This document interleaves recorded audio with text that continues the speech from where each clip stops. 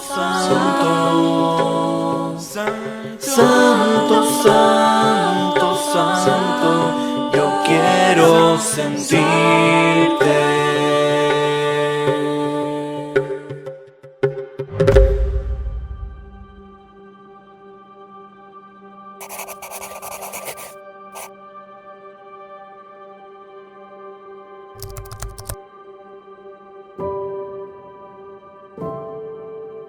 Nosotros necesitábamos gente joven, porque esa fue una iluminación de arriba increíble.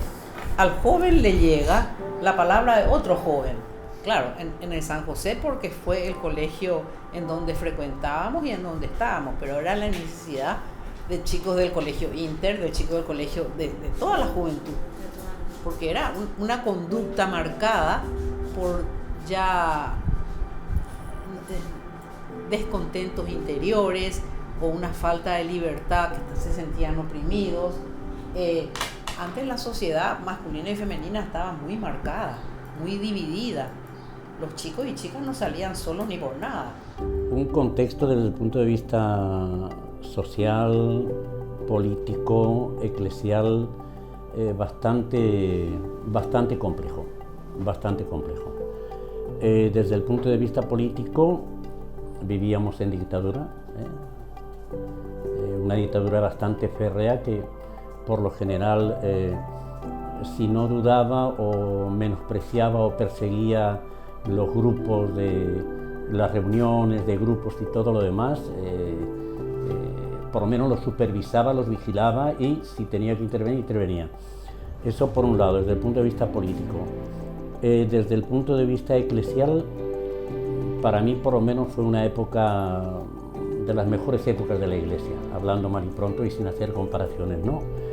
¿Por qué? Porque estábamos un poquito recibiendo todo el viento fuerte del Concilio Vaticano II a través de Medellín sobre todo, y había una efervescencia muy grande por trabajar con los jóvenes. Era el Espíritu Santo que soplaba ahí. Él hizo que esto suceda.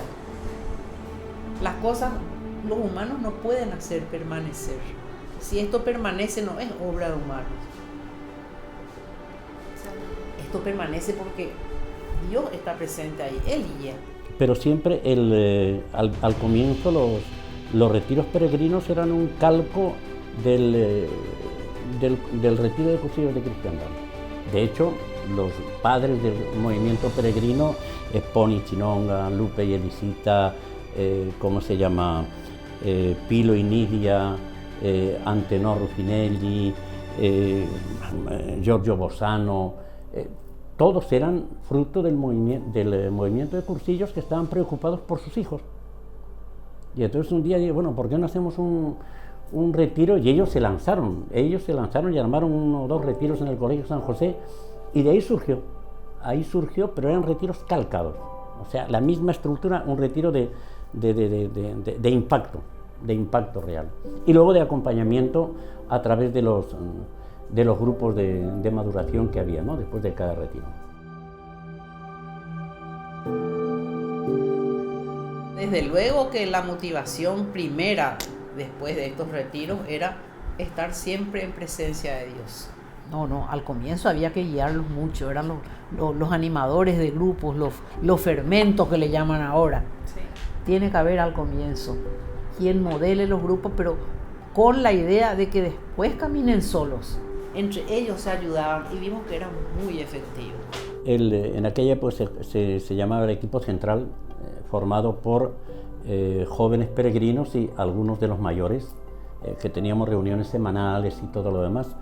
Era un poco la estructura que ponía en movimiento y que organizaba todo, ¿no? Pero realmente llegó un momento en que, bueno, los grandes ya eran demasiado grandes y los jóvenes ya tenían una experiencia muy sólida y un compromiso muy asumido y muy claro. Y bueno, y empezamos a probar, por decir de alguna manera, bueno, ¿y por qué fulanito no es el director del retiro? Acompañado siempre por un equipo y por qué no, y creo que la primera fue una mujer, no sé cuál de ellas, de las que estaban en el equipo, fue la primera coordinadora de... Pero se dio algo como de mucha naturalidad. Y lógicamente al empezar a crecer, sobre todo los grupos de reflexión, las escuelas de formación que había, esas reuniones en verano que largábamos ahí una cantidad de temas, la gente se reunía en una casa o en un colegio y bueno, y pasábamos momentos muy fuertes, por lo menos con muchas ganas de transmitir, o sea, de transmitir que la fe del joven que había vivido la experiencia del retiro, ¿cómo se llama?, fuese cada vez más sólida. Eso era muy fuerte. Y bueno, y llegó un momento en que éramos muchos y había que organizarse. Y ahí surgió hacer una jornada promovida también por los adultos, ¿no? Una jornada para reestructurar y formalizar un poco ese movimiento más organizado, ¿no? El movimiento peregrino. Sí.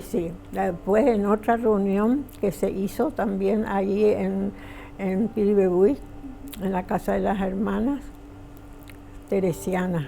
Sí. Ahí se hizo la reunión y ahí fueron todas las superioras, la vicedirectora de las Teresas, que eran la madre Santos y la madre, la segunda, que era vicedirectora. Ay, ya no me acuerdo. ¿Rosario puede ser? Rosario. Nos habían dicho ayer también. Sí, la madre Rosario. Bueno, y así, ahí se fundó el movimiento peregrino y se reunían cada rato, cada 8 días. Era un hombre que tenía una personalidad avasalladora, tenía una convicción que transmitía mucha alegría y mucho entusiasmo. Tenía ese don de Dios, una alegría, un empuje, un entusiasmo, movía piedras. Tenía ese don de Dios de mover, muy alegre. Pon y Lupe eran los que a mí me ayudaban, me consolaban, me motivaban, me empujaban, o sea, era una convivencia muy hermosa.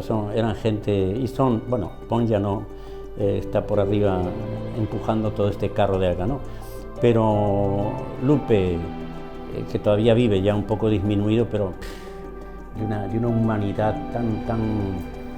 tan fuerte, que te hacía sentir tranquilo, seguro, apoyado, capaz. O sea, eran hombres para mí extraordinarios. Y así no paraba él. En todo el país él tenía invitación para ir a dar unas charlas. Y toda la gente que le escuchaba lloraba, porque lloraba, todo era palabra del Señor que él decía. Y entonces lloraban, todos lloraban.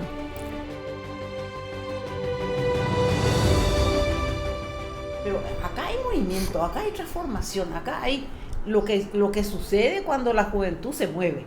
Y después decidieron, ya los chicos que estaban siempre con nosotros y dando retiros y qué sé yo, decidieron reunirnos todos ahí en la casa de Pilibebuy y a contar cuánto tiempo hacía que estaban convertidos y trabajando y que querían ponerle un nombre al retiro. Y ahí salieron todos los nombres, ahí salió Movimiento Peregrino y triunfó el Movimiento Peregrino. Salió allí, que ya se quedó en carteles ahí, Movimiento Peregrino. ¿Y ustedes pensaron en algún momento que iba a llegar Jamás. hasta lo que llegó? Una locura. Jamás. No, Bueno. jamás. Nunca uno se imagina de lo que va a pasar en 10 años. Lo pensé y quería.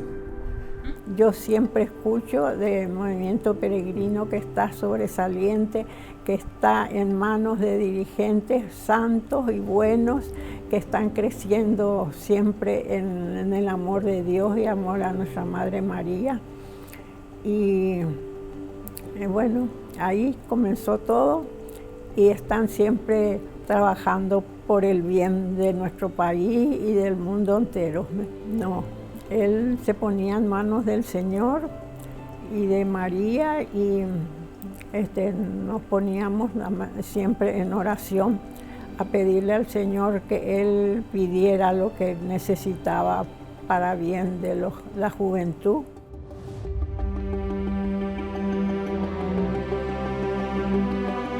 Habían dos corrientes muy fuertes.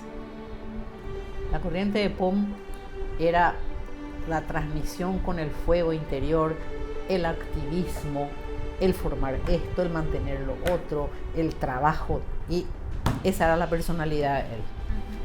Y esta otra era la personalidad de Lutero. El revertir todo eso después de la oración profunda. Podés poner como eslogan: llenarse la mente de ideas y el corazón de fuego. Llenarse la mente de ideas y el corazón de fuego. Ideas, Evangelio, Sagrada Escritura. Y ahondar ahí, ahondar en espiritualidad. Para mí otro detalle que tiene que marcar al peregrino es la alegría. Pero marcar de lejos la paz y la alegría. Esa alegría genuina, esa alegría que te nace de adentro, que todo ves bien, que no ves maldad, que no ves dobles intenciones, que todo sabes perdonar. En los documentos de Medellín es ese eslogan que lanzaron de que el joven tiene que ser evangelizado por el joven.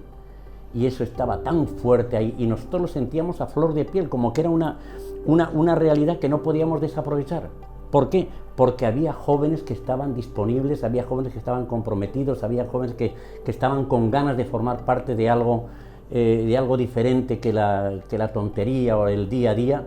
O sea, se dieron esas circunstancias, y ese eslogan de que el joven tiene que ser evangelizado por el joven caló hondo, y fue uno de los puntos fuertes de ahí de la jornada esa. Muy linda, por cierto, ¿no?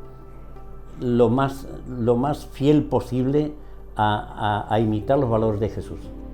Ese era el punto fuerte. ¿Con qué características? Pues mira, cada uno tendría la suya, ¿no? Pero los valores del Evangelio y todo eso alimentado lógicamente con una vida sacramental, indudablemente, ¿no? Una vida sacramental, una vida de oración, pero fundamentalmente el ídolo, entre comillas, era Jesús de Nazaret, o sea, era Cristo. Ese era el punto fuerte. Por eso creo que una de las características teológicas que se podría decir del movimiento peregrino siempre ha sido que ha sido fundamentalmente cristológico, o sea, en torno a la figura de Jesús. De hecho, yo recuerdo las charlas que a mí me ponían la carne de gallina, era justamente esa, las charlas sobre Jesús de Nazaret, que te impresionaban, o sea, realmente era transmitir algo, una vivencia fuerte y una personalidad atractiva, joven, con ideales, capaz de romper esquemas, capaz de comprometerse, o sea, valía la pena. Y vale la pena, bueno, si no estaríamos acá, indudablemente.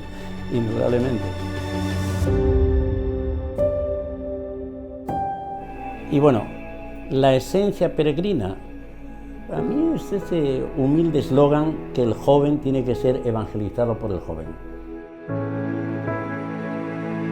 Aparte de que el hecho de ver que todavía existe ya me llena enormemente. Y me digo, bueno, aquí en aquella época algo que hicimos dio el puntapié a algo que está continuando. Viva la Pepa, bendito sea Dios, porque es algo extraordinario, ¿no? Y es hermoso ver eso, es hermoso, eso ya es algo extraordinario. A mí, ¿cierto? ¿Cuántos años tienen? 40, 45, una barbaridad es. es una barbaridad en un movimiento de la iglesia. Y eso a pulmón, porque ustedes andan como peregrinos de aquí para allá sin tener lugar propio, es lo mejor. I will remember you. Y parece que fue ayer nomás que empezamos con la historia de los retiros para jóvenes. Que nos largamos a dar un retiro para jóvenes sin saber lo que iba a ocurrir. Y sin saber que 13 años después de eso íbamos a estar reunidos esta noche hablando de la historia de un movimiento de iglesia.